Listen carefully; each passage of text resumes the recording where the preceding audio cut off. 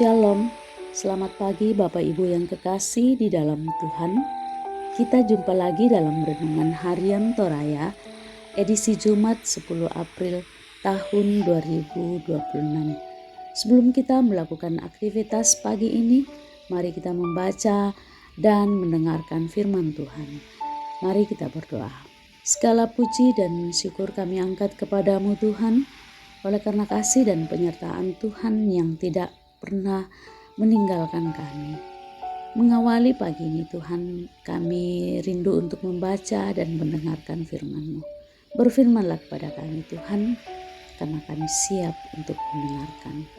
Di dalam nama Tuhan Yesus kami berdoa. Amin.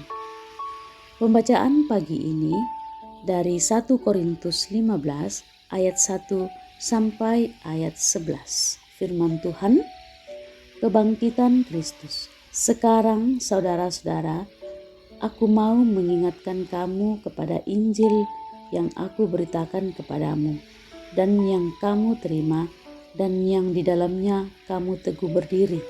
Melalui Injil itu kamu diselamatkan, seperti yang telah aku beritakan kepadamu.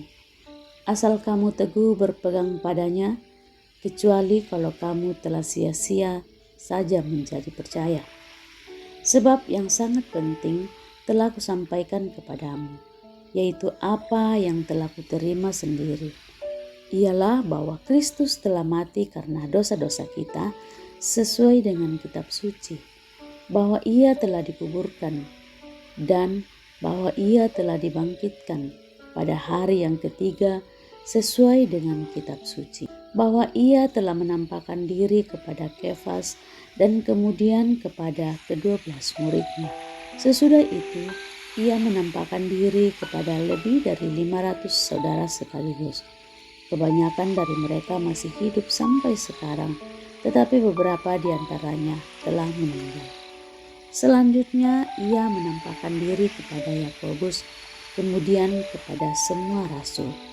Yang paling akhir dari semuanya, ia menampakkan diri juga kepadaku, sama seperti kepada anak yang lahir sebelum waktunya.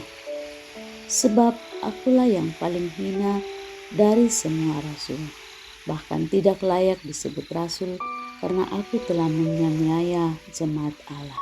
Namun karena anugerah Allah, aku adalah sebagaimana aku ada sekarang, dan anugerah yang diberikannya kepadaku tidak sia-sia.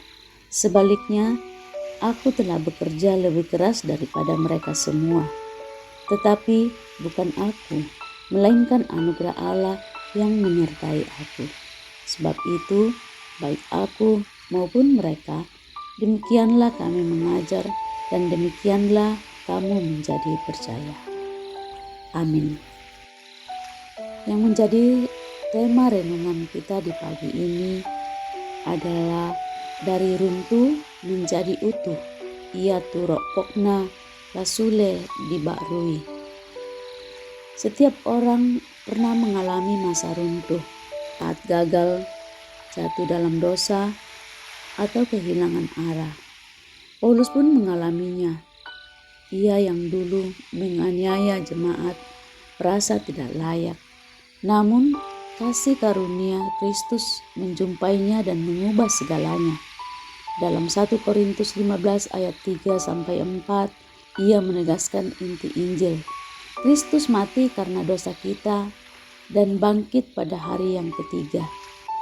Kebangkitan ini bukan sekedar peristiwa sejarah, tetapi kuasa Allah yang memulihkan manusia dari keruntuhan menjadi keutuhan.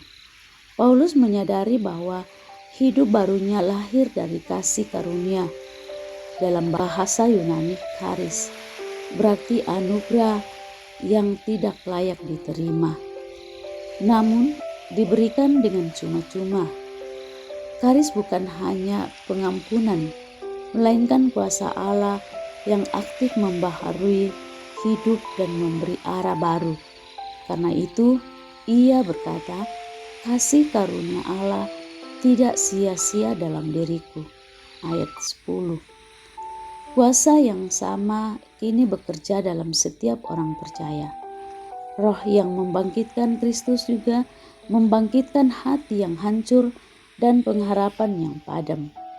Dalam Roma 8 ayat 11. Lalu apa artinya menjadi utuh?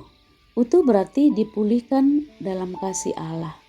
Pikiran, hati, dan tujuan hidup kembali selaras dengan kehendak-Nya.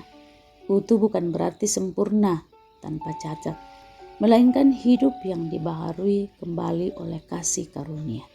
Hidup kita mungkin seperti bejana yang pecah, namun Tuhan menyatukannya dan menjadikannya indah. Retakan itu bukan lagi aib, melainkan tempat kasih karunia bersinar paling terang. Karena itu, jangan berhenti di titik keruntuhan.